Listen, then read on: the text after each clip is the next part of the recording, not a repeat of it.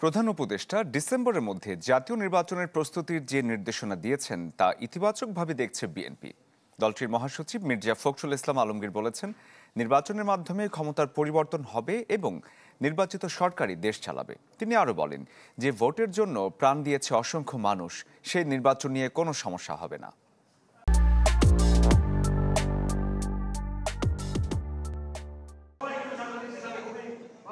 জুলাই গণ অভ্যুত্থানে স্বৈরাচারের গুলিতে ছাত্র জনতার সাথে প্রাণ হারান 6 গণমাধ্যম কর্মী।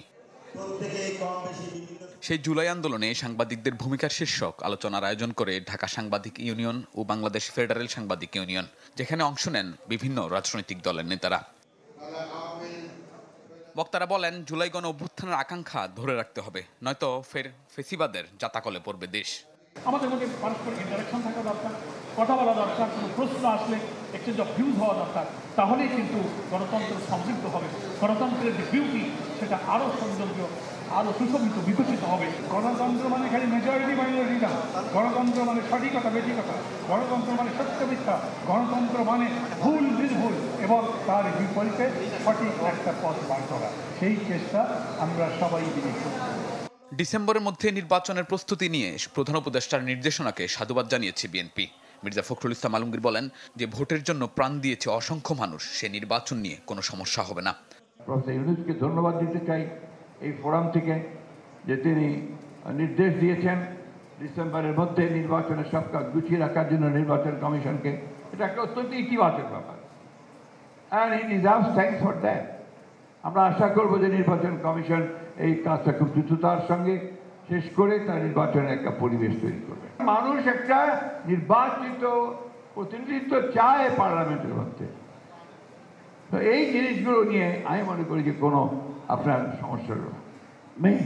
সমস্যা হচ্ছে যে যত দ্রুত সম্ভব আমরা এই কাজগুলো করে আমরা একটা নির্বাচিত সরকারের দিকে যাই, গণতন্ত্রের উত্তরণের পথে যাই। মির্জা ফখরুল বলেন, বিএনপি সংস্কারে বাধা দিচ্ছে, এসব কথা বলে ভুল ব্যাখ্যা দেয়া হচ্ছে। জানান, জুলাই সনদের বিষয়ে নিজেদের সুপারিশ বুধবার রাতে কমিশনে জমা দিয়েছে বিএনপি। সংস্কার আমাদের মজ্জায়, সংস্কার আমাদের রক্তে, আমাদের জন্ম সংস্কারের মধ্যে। তাই আজকে যদি বলা হয় যে বিএনপি সংস্কার আটকে দিচ্ছে, এটার আমি মনে করবো যে অত্যন্ত অন্যায়ভাবে এটা বলা হচ্ছে। জুলাই সনদে সে প্রথম যখন কথা উঠলো, যখন সরকার বললো আমাদের কাছে চাইলো যে তোমরা তোমাদের মতামত দাও, আমরা তখনই দিয়ে দিয়েছি।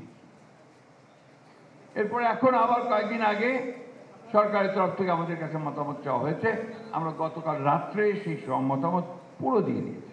সীমান্তে হত্যা, পুশিন এবং ন্যায্য পানির বিষয়ে ভারতের সাথে আলোচনা করতে সরকারের প্রতি আহ্বান জানান বিএনপি মহাসচিব। শাহনেওয়াজ বাবলু, চ্যানেল 24, ঢাকা।